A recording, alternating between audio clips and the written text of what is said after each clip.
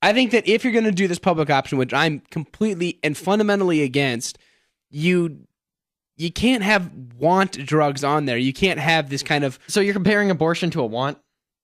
In some cases, yeah. I mean, don't get pregnant. Don't, it's... See, the problem I run into, because I think they should have a choice, and I know that there's situations where they're not going to be able to afford it, and there's just so many problems going on there that I completely understand and sympathize. But I think that it would be okay if that was covered.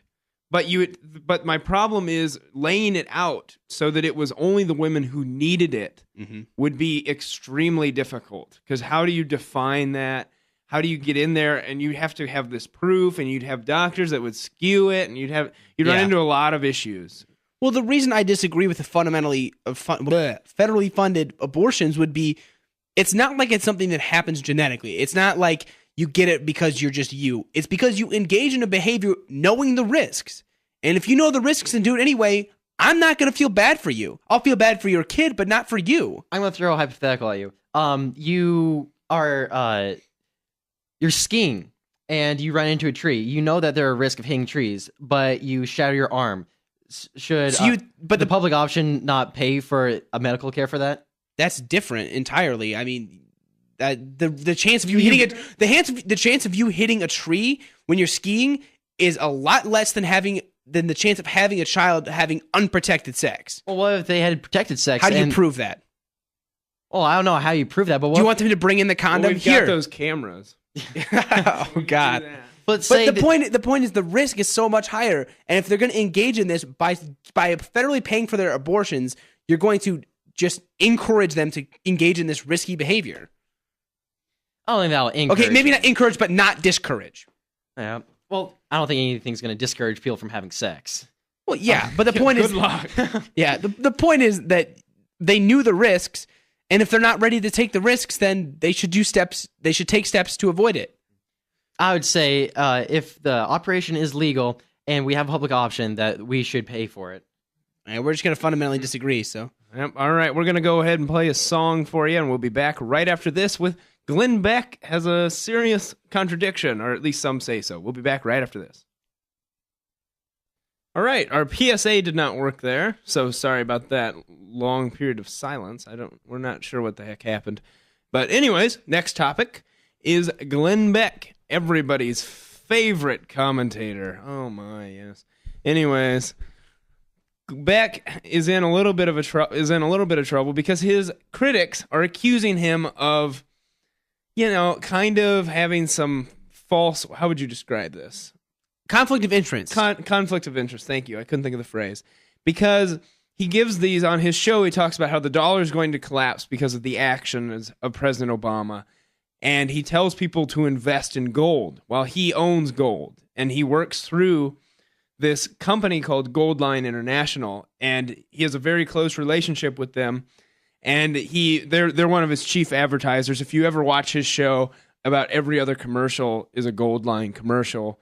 And the people who really don't like Beck claim that this is a huge conflict of interest. And we have a little montage here from Beck. Air America. Yes, before we come back to discuss. Air America, for those of you who don't know before we play this, is a liberal think tank group who put this together to show this conflict of interest. I wonder what Marcus thinks. We'll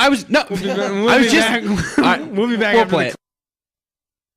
Welcome to the Glenn Beck program. Tonight, are we facing the end of the almighty dollar? I'll tell you in a minute. First, I want to tell you about Goldline. Now, did you know that the dollar has lost nearly 29% of its value in the last 7 years? Well, if you think that might be a problem in the future, you might want to do two things. Join a tea party, and two, call Goldline. 866-GOLDLINE, Goldline. America had a whole bunch of gold. Everybody had gold. That's why I want to talk to you a little bit about Goldline. The big guys understand what's going on. Who's getting screwed here? It's going to be the American individual, the American citizen, because what we're going to do is we're going to go over there and the government's going to be able to pay off through inflation, but people won't be able to protect yourself. Well, you invest in things that are friendly to inflation. Gold. Here's the deal.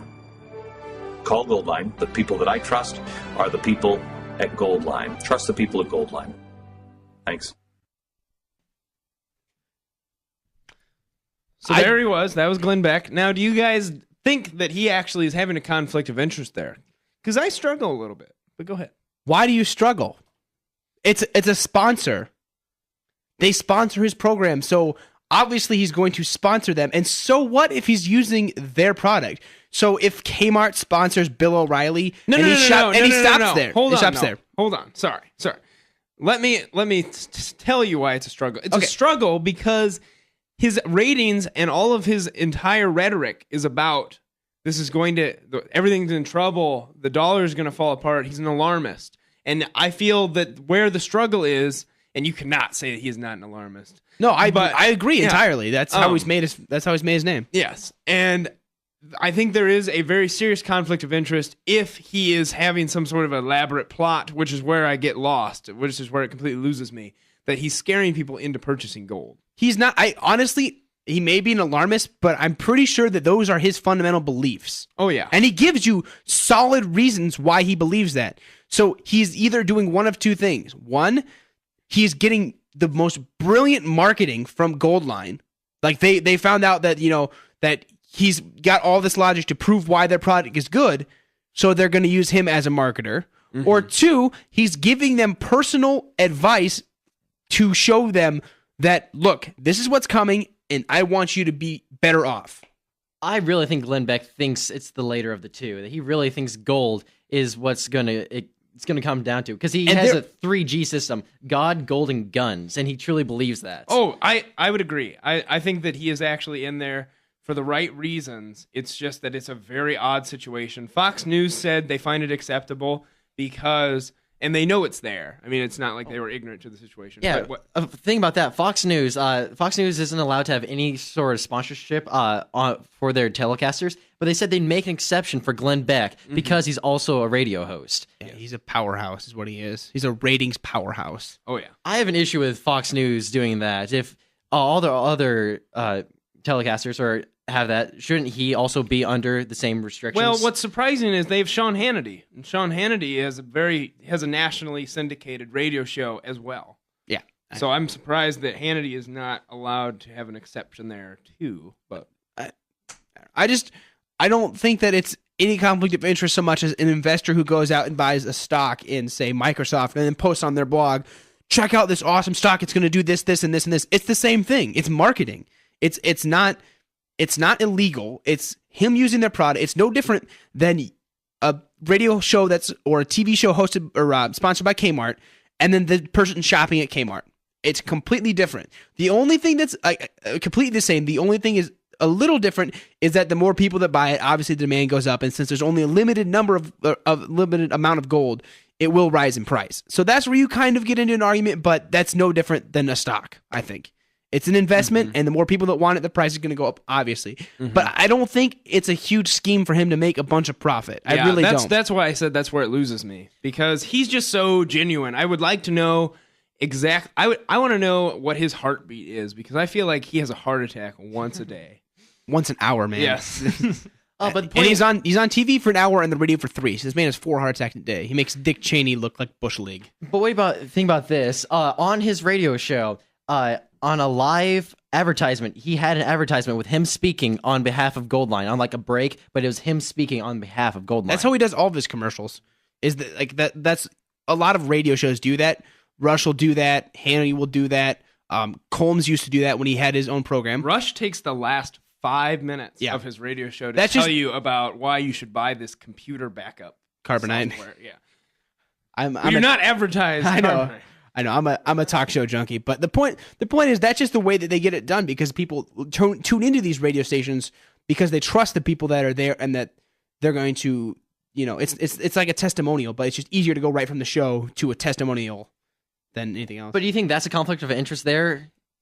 I think it's as much a conflict of interest as Martha Stewart using her products on her show and then selling them at Kmart. I don't think is at all a problem. Mm-hmm. I think that's just about, Disney's characters they don't have commercials on the Disney Channel, but every show is a commercial. Mm-hmm. So it's, it always gets really sticky. You have to remember that these people are trying to make money. Yeah, I mean, when it comes down to it, he's just trying to make money and he's trying to help other